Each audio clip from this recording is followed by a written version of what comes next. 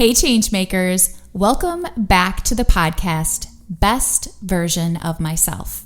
And with me today, I have one amazing human being that you are going to get to know and love as much as I do today. Her name is Dr. Liza Johnson. And Dr. Liza Johnson is the soon-to-be director of the Wint Character Initiative and former director of personal empowerment at the University of Dubuque. She also maintains a very special relationship with 6 Seconds, the Emotional Intelligence Network, serving as their EQ ambassador to promote education and share essential tools. We are so excited to have Dr. Liza Johnson because she is a visionary educator and advocate for transforming the educational landscape to better serve and support the whole person. She has dedicated her career to championing the cause of creating a more effective learning environment by igniting the power of emotional intelligence, better known as EQ. She is renowned and pioneering an initiative for social emotional learning SEL program in higher education. She is a true change maker of SEL in higher education. Her book and curriculum has been published by 6 Seconds, the Emotional Intelligence Network, and she was also invited to UNICEF, the United Nations International Children's Emergency Fund, to participate in the world's largest SEL festival. In addition, I'm going to talk a little bit more about Dr. Liza Johnson because she has a lot we're going to share. In addition to her professional endeavors, she is a devoted parent, a loving mother of 3 children, who recognizes the profound impact of EQ skills in enhancing the journey of parenthood. She harnesses these skills, and she finds herself equipped with superpowers not only to be a more enjoyable mother, but also to guide her children in uncovering their own strengths, empowering them to navigate life's everyday challenges. Her vision extends beyond personal development to a shared goal, aiming to achieve the important mission set by 6 Seconds, which aims to have 1 billion people practicing EQ. Imagine that. This goal, in turn, will cultivate a world that is more compassionate, peaceful, and interconnected. Changemakers, can you see why Dr. Liza Johnson is on this podcast? I'll be the best version of myself, spreading kindness and peace. Welcome to the podcast, Thank you, Liza. Molly. I'm so excited to be here. So thrilled. I am so excited to have you for more than one reason, because you are my friend, but also because of your vast knowledge in the world of emotional intelligence.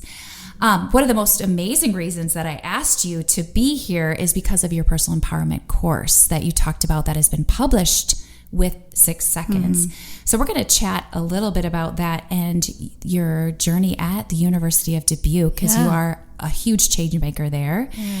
And so I just love for you to start by sharing a little bit about yourself, and then I want to talk about KCG and 6 Seconds. So let's begin. Tell us a little more about Molly. yourself. Yeah, well, more specifically, and talk about like KCG and how I came to EQ. And starting at University of Dubuque, I started in career services, and so this was about 13 years ago.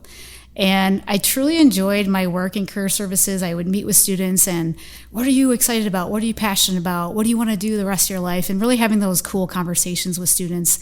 And, I noticed that a lot of employers are wanting students, what do you want from my students? I want them to be hired. And a lot of times employers would say, well, I'm looking for someone who has like a 3.0 GPA. Well, that's great, but I have hundreds of students that are going to have 3.0 GPAs. And so, I got to talking with them. They weren't coining this at the time, but they were saying things like, it was emotional intelligence. I want a student who's self-aware. I want someone who has stress tolerance. I want someone who can respect diversity and be able to take people's feedback and really grow from it. And so I thought to myself, where are students actually building these skills explicitly, right? So they might be, of course, our mission is shaping these people, right? But is there an academic course that they are meeting Monday, Wednesday, Friday and talking about these skills, developing them, harnessing them, really using them as a resource. And I'm like, no, they're not. And I wasn't sleeping very well because I remember this one moment, and it was an aviation student. And he, 4.0, super smart, right? On paper, excellent. Had a conversation with him, and I said right away, I know he's not self-aware. He's not empathetic, right? He has some real work to be doing. And I said, I can only meet with him for 30 minutes, maybe once a week, right? So how is he going to build these skills? Because I knew that he probably wouldn't get hired because of that lack of self-awareness. So random story, or random, I guess, experience that I had with UD, they offered a personal empowerment workshop to faculty and staff. And so I took the workshop, and I'll tell you a little bit of background on myself. So I have undergrad in psychology and then a master's in school counseling. And I came to UD and took this class, and my mind was blown. I'm like, not once have I looked at emotions and really understood what they were, but also realize that they're a resource to me, not something bad, not something yucky, not something to like shove or just be like, I don't want to deal with you. It's like, it is, emotions are data, and it's something that can be a true resource to us. So data from the soul. Data from the soul, right? And people were actually asking me, Liza, how are you feeling? And this is the first time that I actually had to pause and think and to identify the word of how I'm feeling, to articulate that back to someone, and then to realize, okay, I can use this to make good decisions. But I never had that background, and it blows my mind that psychology undergrad, master's in school counseling, and not once did I explicitly learn these skills for myself. I learned a lot about frameworks and philosophies and different theories. Academia. Yeah, but never about, like you always say, a PhD in yourself, like learning about you to be a better counselor, to be a better whatever. I really never had that opportunity. So the University of Dubuque allowed me to have that opportunity, and I ran to the president and said, this changed my life. This changed my life around how I view emotions, how I hold a relationship with them, which in turn changed my relationships with other people, right? And so most importantly, and I'm like, this is what our students need. And I gave them the story of everything that I shared with you about our students and where are they explicitly learning these skills. And Jeffrey Borlock said, well, let's talk about this, right? So wrote a few proposals and got accepted to be director of personal empowerment. And I had kind of a blank canvas of like, what do you actually want to do? And so it was to me, what's in the best interest of our students and our community. And I'm so grateful that UD started with our faculty and staff, because this has to start first with the adults, then to trickle down to our students. And so it was important for us to get that training. We still do that. But then we now have this class as a 3-credit undergrad requirement that students can actually take as part of the general education requirement. So now students are able to take this, right, to learn these skills. Now there's still work to be done because it is a class and we want to integrate this, right? We're doing that work, but it's a huge stepping stone, I think, just for students in higher education to get this education in an academic setting that checks that 3-credit. So you went to your, powers that be, and they gave you the green light to do this. What was the next step then? Writing the curriculum or getting your doctorate? Because you've done both, like in such a short amount of time. So what was the timeline with that? So it was a little wild because got the position and then decided I should probably get my doctorate because being a director and being in higher education, it's just an important step. And so we were actually connected with a company called TCRIs out of Twin Cities. And so we were actually paying for curriculum and training. And so I knew that if we wanted to get this to all students, this would not be financially stable, right? Like we wouldn't be able to do this. And so while we were using their curriculum, I proposed to the president to say, okay, if we want to get this to all students, we're not going to be able to do this. So here's my proposal to create curriculum, to create our training so that we can then move forward with that. So that was approved, and then really worked on developing, similar to what TCRIs has done. They really helped plant that seed of like what's important. But then doing a lot of research while in my doctoral program, I was actually writing curriculum while going through school. Oh my So I was writing a gosh. dissertation and curriculum at the same time, and it was wild. I would never want to do it again, but I'm glad you I did sleep, it. Liza? It was, and Luke was born during. I was going to say, you had to have had a Yes. baby in there. I was pregnant, and I remember, Molly. Oh my gosh. I was in the hospital, and I just gave birth to Luke. Oh my gosh. And I'm like, Dan, give me my laptop. I have to do an assignment quick for my. Oh, and I my missed gosh. residency because I was actually in the hospital, and so that time was very stressful, but it was also very productive, and I felt that it was really what needed to be done in that moment. And you knew that you were driven to do this work if you just gave birth to your baby and you yes. asked for your laptop. Like, you're not the type. I just want to let the listeners know she's not an out of balanced person in that way, like a workaholic. I would not describe. We'll talk a little bit about that. Yeah, we'll talk a little bit about that, right? Because even though I write curriculum and do this, like, I still struggle with this. This is a lifelong process. This is not something that, I'm a guru in the knowledge of it, but like, I'm continually trying to work on that balance because there's aspects in my life that kind of get out of line, right? And so I need to be able to work on that. And that's what EQ helps me, is try to create that balance. And the name of this podcast is The Best Version of Myself. And I've had a couple people say to me, well, I'm not yet. I continue to work on myself. However, continuing to work on yourself and constantly making yourself a better version of yourself is being the best version of myself. Absolutely. Yeah. Absolutely. So talk to me about KCG. Talk to me about that. And if I know 6 seconds will naturally come into that conversation. So, whether you want to talk a little bit about 6 seconds first and who they are, and amazing, because we're starting to partner with 6 seconds based on your connection. Yeah. You connecting us, and we're super excited about that. Yeah. Challenge to Change. Yep. But the KCG has been just magical for us in our corporate kindness structure at Challenge to Change. All of our change makers have gone through this course, and if they're hired on, they go through some form of it, and everyone writes a noble goal. I love that. And so if you could share a little bit about that with listeners. Yeah, that'd be amazing. absolutely. Well, I think some background is helpful. So when I first started the personal empowerment program in TCRIs, we actually used, so Peter Salve and John Mayer were the ones who actually coined emotional intelligence, and they did this work in 1998, right? So it was like, here's what this means, or 1990, here's what it actually means. And so they did research. They actually created the first definition of emotional intelligence in 1990. In 1990, isn't that amazing? Us that long. Isn't that amazing? Wow. Right? So we're kind of just putting it in action the last 10 years of like actually putting it in action, right? So they coined it, they provided a definition, and then I think it's also helpful to understand, because I know a lot of people are familiar with Daniel Goleman and his book, right? Yes. So that's what made EQ really popular.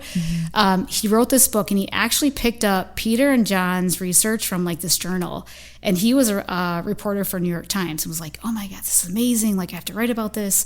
And he wrote this book in 1998, okay? And so after that, millions and millions and millions of copies were sold. And so the world was ready for this, right? That it's not just about IQ that makes someone successful. It's also about their EQ, right? So it's about the self-awareness. It's about the self-management. It's about, being able to be empathetic and to really develop relationships in healthy ways. And so that was really exciting for 6 seconds, because Daniel Goleman actually interviewed a school in California where the founders of 6 Seconds were at. And Daniel Goleman highlighted one framework of how to actually do EQ. Like, how do you actually do it? This is great what EQ is, but how do you actually do it? And so that's when you can only imagine, right? So like 5 million copies are sold. There's one little framework in the back of the book that says, here's how you do it. How many calls did they receive? Like, I can only imagine how many people were like, tell me more. Yeah. How do you do this? Yes. This is great. And so there was 3 people that actually started 6 Seconds and then developed this framework of what that looks like. And that's where KCG came out of. Okay. And so when we first started personal empowerment, I actually used Daniel Goleman's framework. But I realized after researching 6 Seconds for my doctoral program, all of it was very action-based, right? It's not self-awareness, it's knowing yourself. It's enhancing emotional literacy, it's recognizing patterns, right? It's not just self-management, it's choosing yourself. Right. It's all these different things. And so That's when I quickly changed over from the Goleman model to 6 seconds, was during that time when I was developing curriculum. And so you might say, okay, so what is KCG, right? It's know yourself, choose yourself, give yourself. Magic so words. Magic words, right? That's the macro level, right? Yes. And so in between that, the macro level, in the micro level, there's skills that address the know, choose, give. So let me back up a little bit. The know yourself is that awareness stage, right? That I have to be able to gather the data, right? And when I say emotions are data, in this know yourself stage, I have to say, what am I feeling? Yes. Like, what are some patterns that I recognize around my feeling? So when I feel stress, what do I typically do? When I feel angry, what do I typically do? When I feel joy, what do I typically do, right? So understanding and recognizing those patterns is key. And also being able to identify those emotions and recognizing it and actually labeling it appropriately. Brene Brown did a study. You probably know this, right? Oh, everybody knows Brene Brown. Everybody knows woman. Brene Brown, and researched how many emotions can people actually identify. I love it when you tell this. Yes. And how many, do you remember the number? 3. Yes. 3. Happy 3 Mad emotions. Sad. Yes. What? Yeah, and there's so many more emotions. So, okay, I say to people there's over 5,000. Is that correct? Yes. Yeah. Okay, that's what 5,000, I usually say. Yeah, I mean, different sources, but thousands, right? Thousands of other words for emotions. Yes. Yeah. Yeah. So Mind-blowing. it's sad when you're only limited to 3 emotions, right? You're just identifying that, but how frustrating is it to like identify something, not the right word? You're using stress for everything when it's actually anxious or actually overwhelmed, right? Like we have to be able to identify it. That's a know yourself. And then the choose yourself is really that management side. So that we have to say then, we can evaluate that data, right? I'm gathering the data, I'm evaluating it. And through 6 seconds, which I think is so helpful. Again, they have 4 skills that are, again, action. So applying consequential thinking, yes, looking both at the pros and cons of the choices. Is this going to help me, hurt me? And really what's not only the short term, but the long-term effects of those choices. And then navigating emotions, which, again, this is the one concept that changed my life, was recognizing that they're data and they're resources to us. Yeah. And not to suppress them. No, I love this. I love it. Keep going. Keep going, girl. You're on a roll. So engaging intrinsic motivation. This, I think, is the desire, right? What's internally driving me to wake up in the morning? Is the drive that I have sustainable? Is it healthy, or is it really toxic? Is it something where, I get a quick fix and now I need something else to continue my day? Like, are you running out of gas, or is your gas tank full because you have this internal driver? And then the last one is exercising optimism, which again is favorite. I love it when you talk about this one. Yes, it's like looking at it's not the toxic one where a lot of the culture is saying, right? It's not. And I always use the example of trolls, Poppy and Branch. Okay, so I'm not Poppy. If there's a fire in the kitchen, I'm not saying, oh, everything's fine, we're going to be, no, we're actually not, like we have to do something.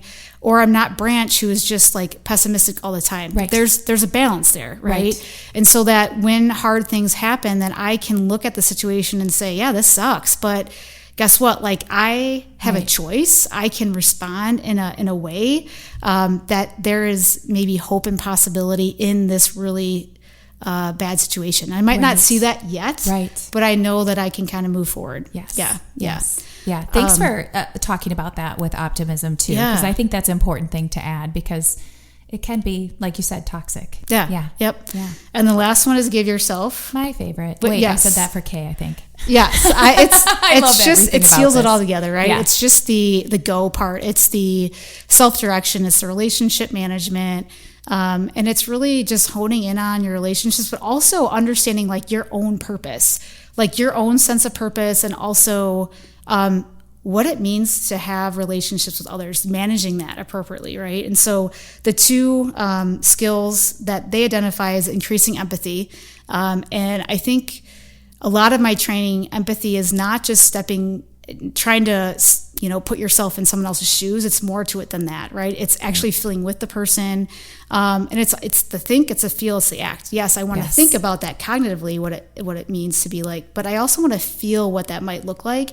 And I also really want to act on that, not trying to fix the person's problem, but to just ask them, what do you need from me right now? Right. Do you need me to listen? Do you need a hug?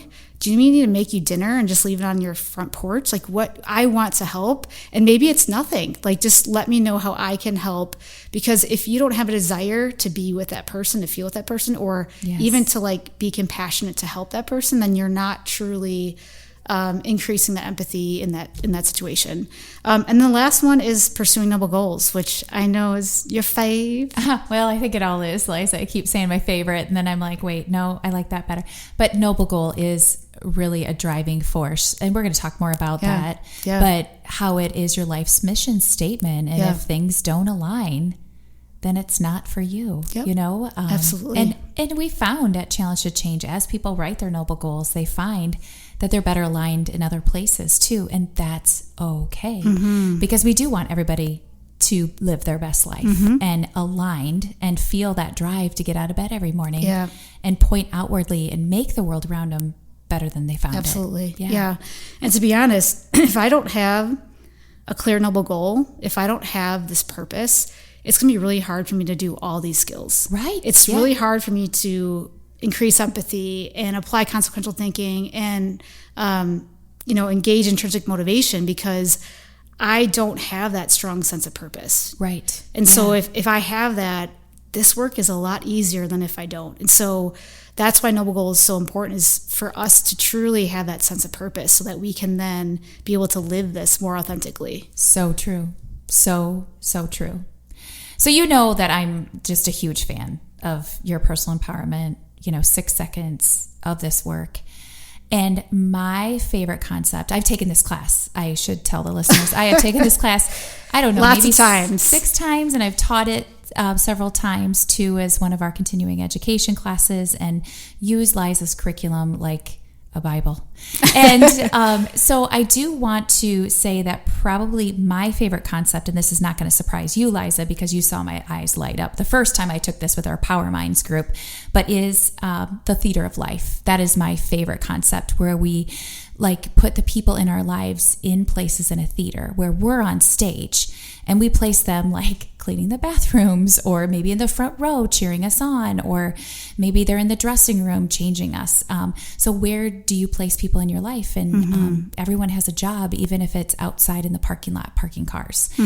That's my favorite concept. And I love that. And that was really eye-opening for me. And it's constantly changing, as a lot of things in life are. But what is your favorite concept? I wouldn't say to teach, but maybe for yourself personally, because I love to teach theater of life, but I also love it for myself the first time I took it. So what is your favorite concept? So I talked about this before, but hands down, navigating emotions. And this was a true struggle for me before I took this workshop a long, long time ago.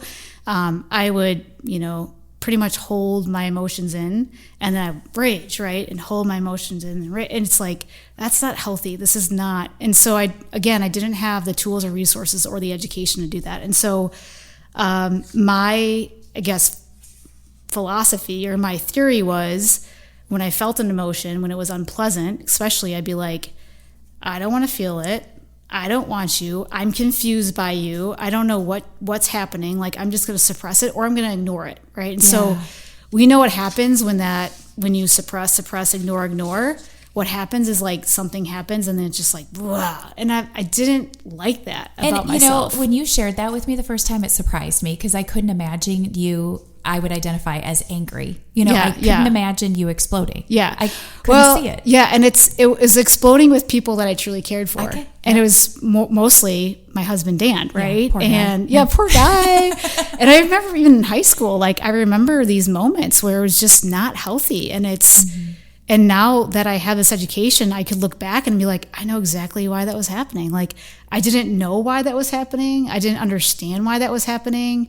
It was scary for me. It was confusing. But it's like, now that I have this language and the tools in place, it's okay.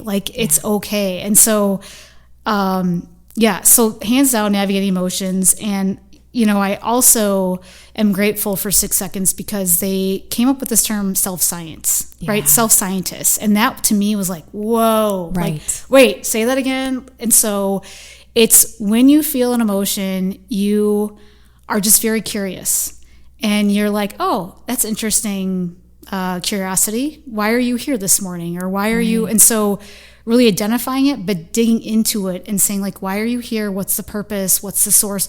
What's the message that you're sending me, right? Because when I am a self-scientist, I view emotions as data, but then I realize that there's a message there for me. And you often say it as sit down with your emotions like you're having a cup of coffee with them in the morning. Ask them why they're here, what's going on. And I love that visualization when you're navigating the more unpleasant emotions. Is, I'm going to sit with you and have a cup of coffee. Yes. I will do that pretty often at work because my husband goes off to work and I'm with my 3 little ones in the morning and it's really hectic. Usually that's the hardest part of my day, is just getting everybody off to school. And then when I get to my office, I take a deep breath, and I say, okay, what emotions are coming up to me? And I do visualize them. It's almost like, Inside Out, the council, right? It's like kind of like that. But I do vision coffee cups and I'm like, who's here right now with me, right? Okay, anger, you're showing up. Curiosity, you're showing up. Optimism, you're showing up. Great. And so I will just sit with that and try to understand why they're there, not shoving them away. And then I'll say, what's serving me right now? Yeah. What's going to serve me today? Do I need curiosity? Do I need anger? Do I need, optimism? Great. If I do, I'm going to harness those. I'm going to use this as a resource. If I don't need them, then I need to do a tool or strategy to maybe change that, right? So what can I do to maybe change that in the situation? Because I know I have a meeting in 10 minutes with my team, right? So, and I got to pull myself together. I got to transform that, right? I got to navigate that emotion to get the result that I want. Because if I show up to the meeting in this state, I know that's not going to be the most effective for me or for my team. Yeah. Oh, so beautiful. So beautiful. We have had the honor and the privilege to be able to collaborate on some projects together. First of all, before, any of the job change happened for you, we were able to have you come into our staff and work with our staff, which for 2 years was amazing to have personal empowerment sessions with Liza for the Challenge to Change staff, which was amazing. And then we had you teaching your class to our entire staff and a greater portion of one of the mental health regions we serve, which was amazing. Yeah. But most recently, we've gotten to collaborate on writing your first children's book. Yes. And that has been like a dream of yours to happen. So do you want to share a little bit about that? Yes. And, I love how that's come to be? Yeah. So I think being a parent, you realize how hard it is being a parent, but also how being a parent who is effective, you need the skills in place. You need to be able to be patient and kind and loving, respectful, and giving. And that can be a lot when, you have kids melting down and talking back and doing all these things that kids do, that it can be really challenging. And so I'm so grateful that I had this education before becoming a parent, because this has really helped me in very difficult times with my kid. And so I know that when I do this training, it's so interesting, because I'll do training for my faculty and staff at UD and just other trainings with adults, and they'll come up to me and be like, this is amazing. I want this for my kid. How can I talk to my child about this? And so 6 Seconds has great resources. They have a lot of different curriculum, the self-science curriculum, and they have certification, but there wasn't a specific book that says, here's KCG and here's how you can articulate it to your children. And so I asked Josh Friedman for his blessing. He said, yes, absolutely, write this. And then went to you and was like, Molly, I have this project. I know you're a big change maker and you can make dreams come true. You are a change maker. And I know you make things happen. And so connecting with you and sharing that idea of this is going to help not only our adults, but our adults want to help our kids. And so how can we do this, right? And so I think it's so important. Again, we're starting with adults, but adults are hungry also to provide this to their children. Right. And this is a way to do that. And sometimes teaching it to their kids is how they can really actually learn it for themselves. That is so true. Yeah. When we teach it, we actually are learning better. And so, even sometimes when I'm learning things, I'll go to the kids version before I even go to the adult version. So because true. It's a lot easier to understand before you go to the complex theory or whatever it is. So I think this also will help adults further their knowledge and their development on these skills too. Yeah. And the name of the book is Sidekick Superheroes. And in it, Liza, you've come up with characters that represent. Do you want to talk a little bit more about just what the characters represent? Yeah. And then it's going to be a series too. Yes. Yeah. So when I had this vision, it said, well, it has to be about the 8 competencies, right? It has to be the 8 skills that we talk about. And so the idea was each skill is a character in the book, right? So enhancing emotional literacy is a character, increasing, intrinsic motivation is a character. And so there's 8 different characters, and each of those characters will live out that skill to then be a better friend to others. And so I think this is a really cool way to showcase the skills in a kid-friendly way where parents can interact and have these conversations and just start planting those seeds. So we have a few cameos in the book. We have 3 special cameos, and they're your 3 kids. Yes. And they kind of help give us some feedback in the book too, and with the pictures and how things make sense and don't make sense. So I think that was important to have them in it too. That was so cool. Last summer, as I'm writing it, I'm like, Colin, what's a good idea? I need he's like, Mom, we should do A, B, and C from, remember when we were reading this? Can we kind of do this? And so it was super fun to have them involved in it. And Colin was more like the thinker, with me. Yeah.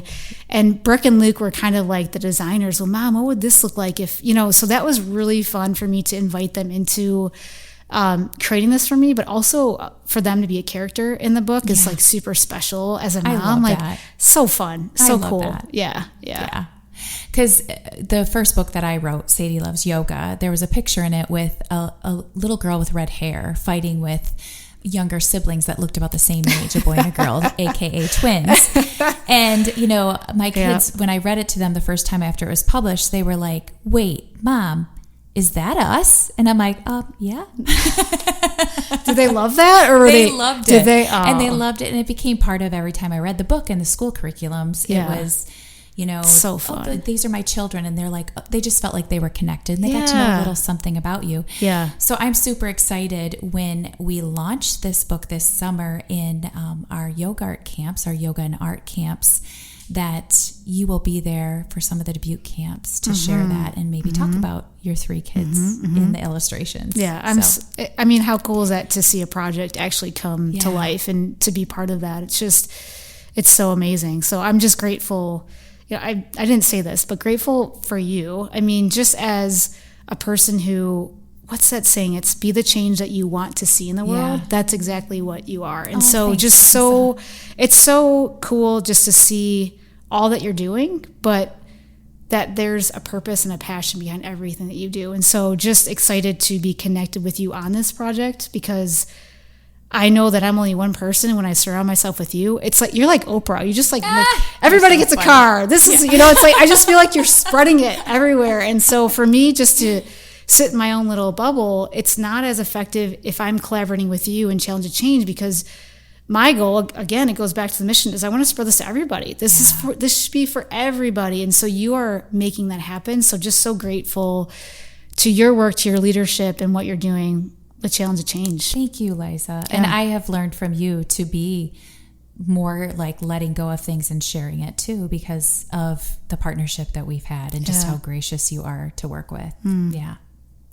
So I want to talk a little bit more about why I wanted you to come on this podcast. So you obviously are, from the listeners can tell, that you are someone who is constantly striving to live the best version of themselves.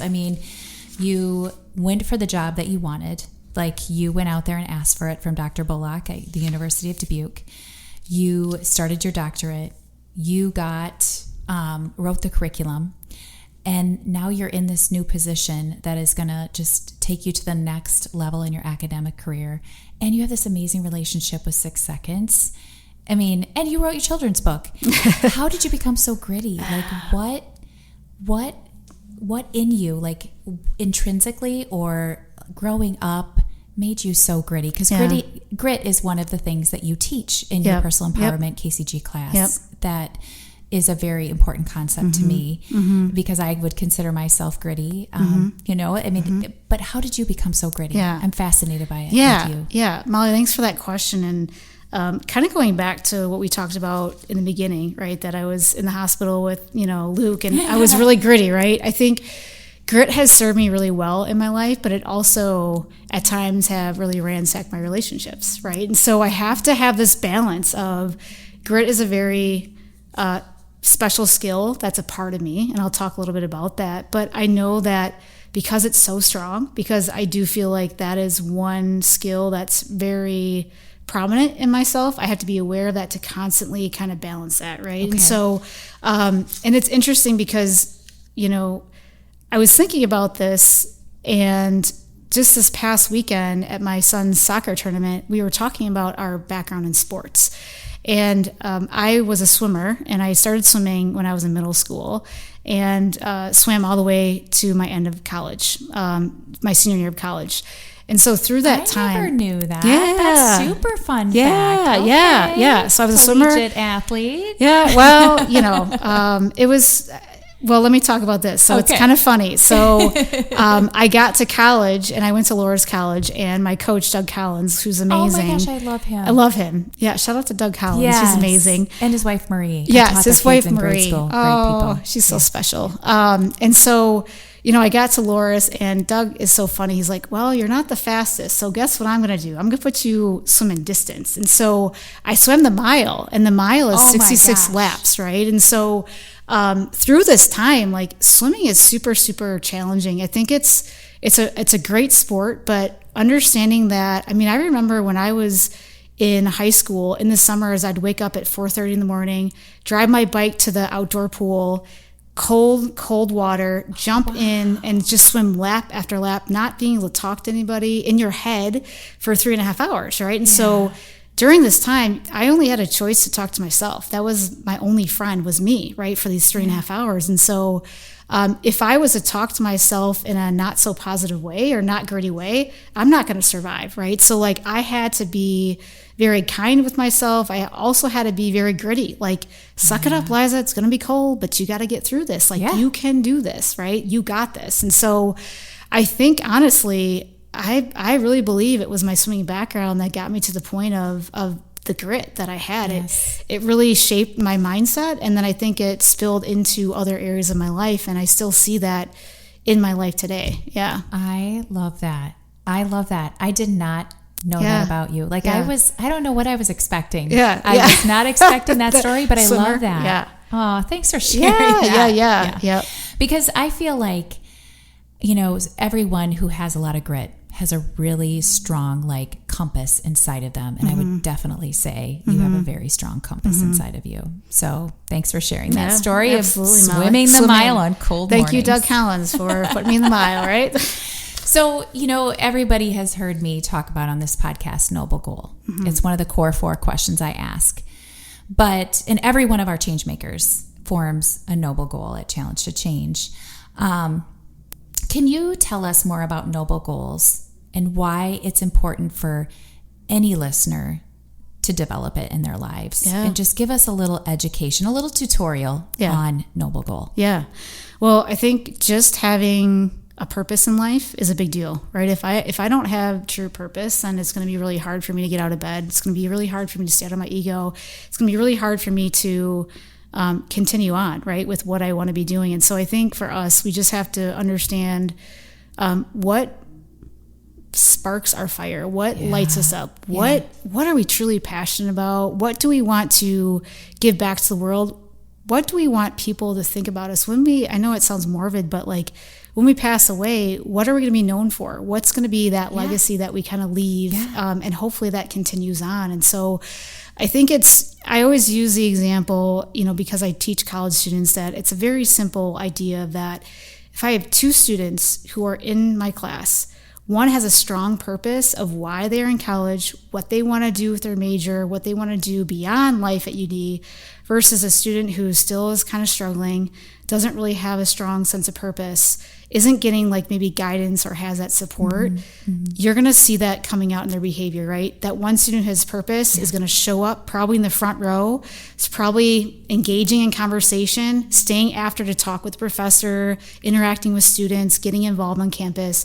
The one student who maybe doesn't have that strong sense of purpose is probably not attending class, right? Is probably not engaged, is being very isolated. And so just that work of developing your noble goal of what do you want to add to the world is going to really help you thrive, not survive, but thrive in life and really excite you. Like you want to live, you want to give back to people. And so it's really developing that noble goal of what you want to be sharing with people and others in this world.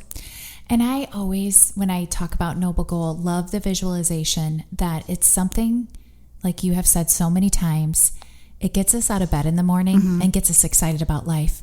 But it's something that will never be accomplished until the day you die. So I always say I visualize myself as a 99-year-old woman. I don't know why I picked 99, but a 99-year-old woman laying in my bed, taking my last breath, and I hear the angels saying to me, job well done. You can leave now. Amen. Yep, absolutely. So with that, the core four, question number 1, what is your noble goal? Okay. So this is going to be, it's going to be a little bit different. So follow with me. Okay. So I'm going to start with connection is like my foundation, right? Okay. So it's really like if you envision a tree, it's the trunk of the tree. It's connection. Okay. And then within that tree, there's branches. And I want to focus on the 3, which is faith, family, and work. Okay. And so in this tree of connection, I also want to talk about faith, family, and work. But I also want to talk about not just what it means to me, but the desire to act upon it and put action to it. So I want to talk about the head, the teacher the heart, teaches us, and the hands of these. The head, the heart, and the hands. Okay. So it's going to be the awareness level, which is the head. Okay. It's going to be the internal motivation, the desire is the heart. Ooh. And then the hand is actually putting into action. Because I think here's where when I do a lot of the core value work, sometimes it just stays at the surface, at the awareness. But I think it's so important for us to be thinking about what does this mean to us? But then how do we put this at the hand level? How do we actually put this, what's our desire? And then what's that putting into action? So you with me on that? Does that make sense? Yes. Okay. So are you putting in there your core values too then? Okay. Yeah. So your core 3 core values are? So faith, family, and work. But the foundation is connection. Ooh, yeah. So then what is your noble goal? So my noble goal is to ignite the power of choice, which is I can choose. I cannot... So I can't control what happens to me. Yes. But I do have the option and the choice to choose how I respond to it, which affects connection, right? So it goes back to connection. If I truly, authentically want to connect with my people, right? With family, when I talk about faith, family, and work, right? Those are all relationships that are very important to me. That if I...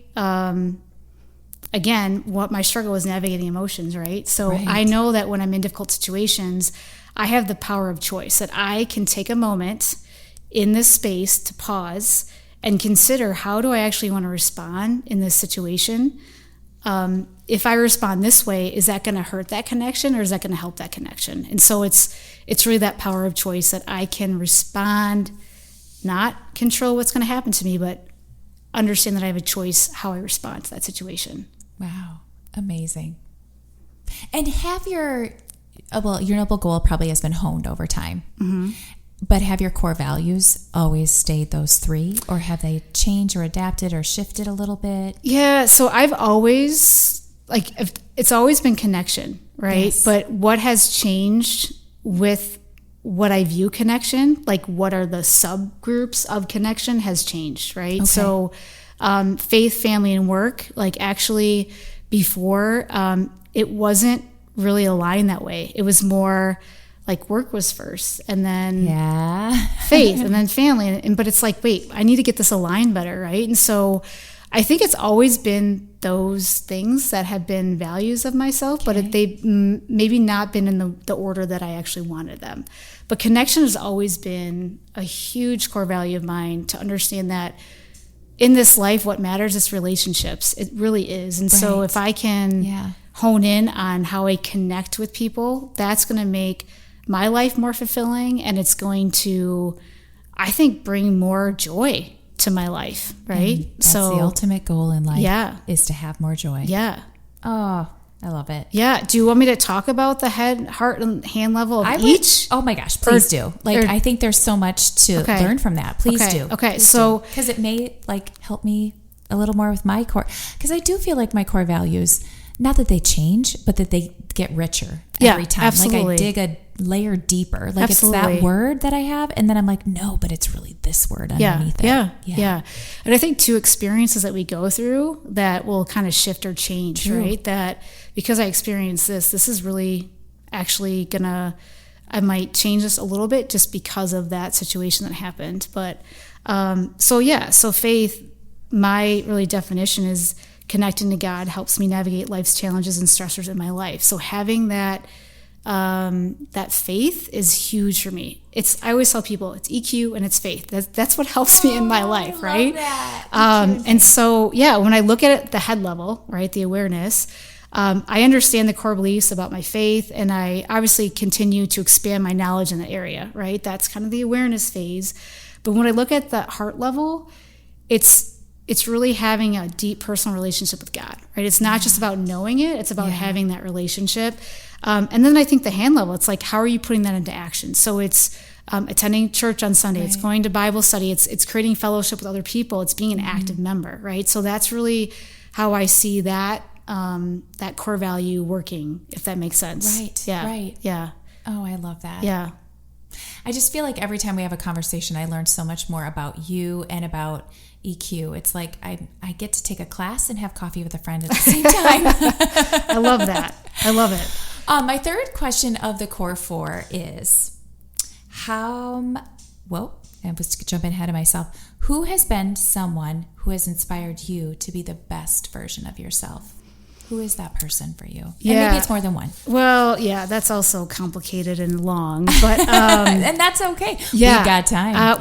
So I had three, and it's hard because there's so much inspiration around me, right? That's again what internally motivates me, is just like surrounding myself with people who motivate me, right? Who inspire me, and just not even our community, but outside our community as well. And so I would say, just in this point right now, I kind of have three categories. I think the first one is the educators in our community. Amen. Whew, I am so inspired, especially with my children. They all go to Kennedy School. Shout out to Kennedy School. Oh, I love that school. Shout out to we love them. To my kids' teachers. Mrs. Brenda's. If you don't know Mrs. Brenda's, Nancy Brenda's. Yes. Oh my gosh, I love her. My kids went to school with her. So kids. all three of my kids went through kindergarten with her. She's amazing. Okay. Mr. Hoffman, who got Teacher of the Year this year, was Brooke's fantastic. Teacher. Yes. Fourth grade, right? Yes. No, third grade. Third grade. Okay. Yep.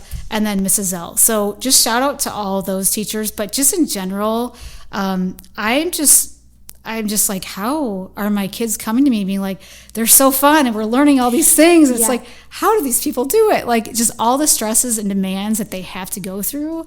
I mean, it's wild to me that they're expected to do so much, I think, with so little, but pour so much into our kids. And so I'm just so grateful and so inspired by, man, if they can do it, I can do this morning routine with my kids, easy peasy, right? So just the inspiration to be a better parent through the work of our educators, and just in general being an educator in the K through 12 system today. Yes. Huge shout out. And I don't know if you know this, my daughter Maria is going into education. So she's going to Clark. She'll start in the fall, and she's going to do their 4+1. So she'll have her master's degree in education when she leaves Clark. That's awesome. And I, at first when she said that, I was like, oh, as a former educator, like, oh, is that what you want to do today? But there's something very special about people who are born to be educators. Like, they have a fire in them that is... Yes. Yeah. So I'm really excited for her. That's amazing. Yeah.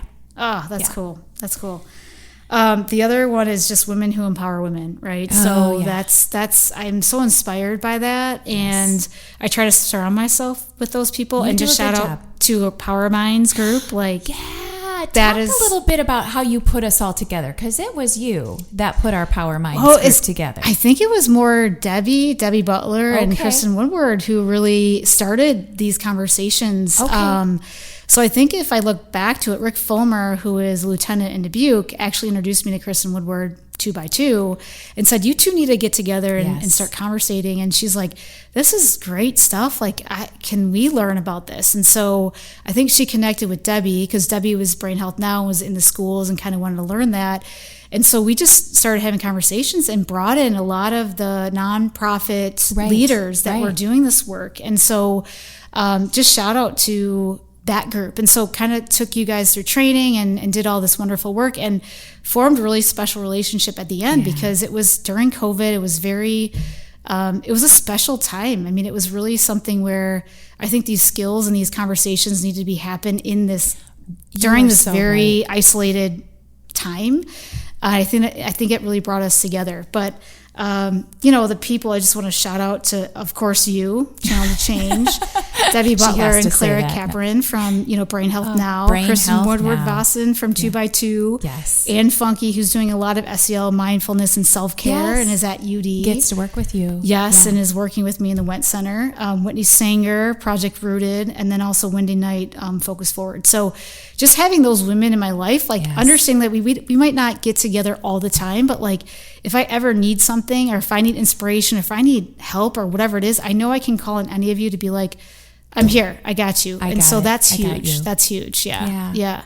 And then last one is Todd Parr. I'm not sure if you're familiar with him. Tell me more. No. But this is kind of timely because he's a children's author. And really? So I had the opportunity. If you saw his work, you know. Okay. He's got some really good series, and he's very well known. Name a book that like Otto is his dog. It's like Otto goes to camp. Otto goes to school. He also has It's Okay to Make Mistakes, and he just has these really uplifting, educational, fun. I love that. Yeah. So we were at UNI, the SEL conference, and I was able to hear him present this past spring. Oh, and cool. I honestly, when I first saw him in the bio, I was like, I don't really know who he is. And then when he was on stage, I was like, oh my gosh, this is Ted Parr. This is the guy that I read my books to. So I was super, again, starstruck, he's here. But it was so inspiring. His message was, if you have an idea and if you want to make the world better, go out and do it. What's the gap that you see? What's the need? What's the change that you want to see happen, and go out and do that. So he had a really cool way of doing it with he creates all his artwork. And I realized why I'm in love with him, because he does good work, but he also was inspired by 3 things. And I'm like, this is wild. So as a child, he was inspired by Dr. Seuss' Go Dogs Go. Oh, I love it. He was inspired by Snoopy and the artist Keith Haring. Those are 3 things that I'm obsessed with. I was like, no of way. course I love you, because those are all the 3 things. I have Keith Haring's work in my living room. Oh my gosh. My husband will buy me Snoopy stuff all the time because I'm obsessed. And Go Dogs Go, I could spend that last page of Go Dogs Go in that treetop with them all do you know what I'm talking about? When they're having a party in the tree. Yeah. And there's a ladder up. I could spend hours just looking at that picture and being like, this is so fun. So this is why I love him. And you can tell I'm passionate about him because he's awesome. So, oh my gosh. So inspired by him and his work. I love that, Liza. Yeah. And I'm never going to look at the last page of that book ever the same again. You have to. Ever. I'm going to go look at it tonight. When I get home, that's the first thing I'm doing. I'm just going to let my mind go away. Yeah. So fun. So this leads us to the last question of the podcast. Yeah. And the most important, I think, because we bring people onto the podcast who are living the best version of themselves day after day and continuing to better themselves. So how are you going to walk away from this podcast in the next moments, hour, evening, and continue to make the world around you better than you found it? Because my noble goal that's part of my noble goal. So that is the last question I always want to ask everyone who comes on the podcast is, how are you going to go out and make the world better? Yeah. Well, I'm pretty lucky because I'm surrounded by this education every single day, right? So I'm kind of held accountable to this, right? I'm teaching this. So I think for me is just continuing to practice these skills continue to model these skills. I think it's really easy to shut down. Like if you see my child on the floor flopping like a fish, like a big tantrum, or a coworker who's not maybe supporting an idea, or there's always difficult things that happen.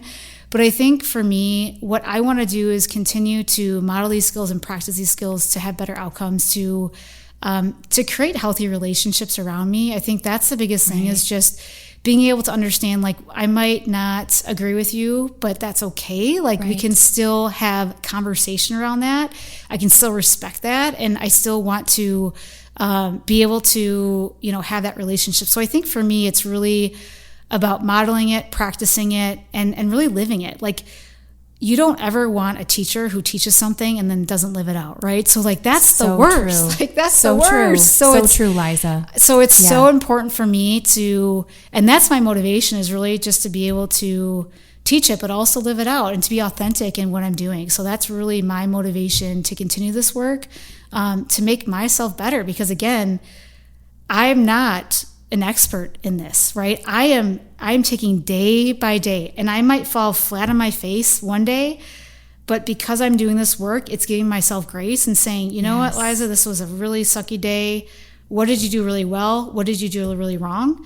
Let's understand what didn't go so right, and let's figure out how we can make that better next time. And so I think that's really the critical part, is doing this work, modeling it, but also giving myself grace and not being so hard on myself to be able to continue to do this authentically. And I love that. And that is all that we need to give others too sometimes, is grace, right? Yeah. Liza, it has been a pleasure and a joy having you on the podcast to talk all things emotional intelligence, KCG, 6 Seconds, the University of Dubuque, and my friend. So thank you so much. Yes. And continue to do the work, continue to be the change maker that you are, and the person that I admire. Thank you for being Thank you, Molly. Thank you. I'll be the best version of myself, spreading kindness and peace. I'll be the best version of myself.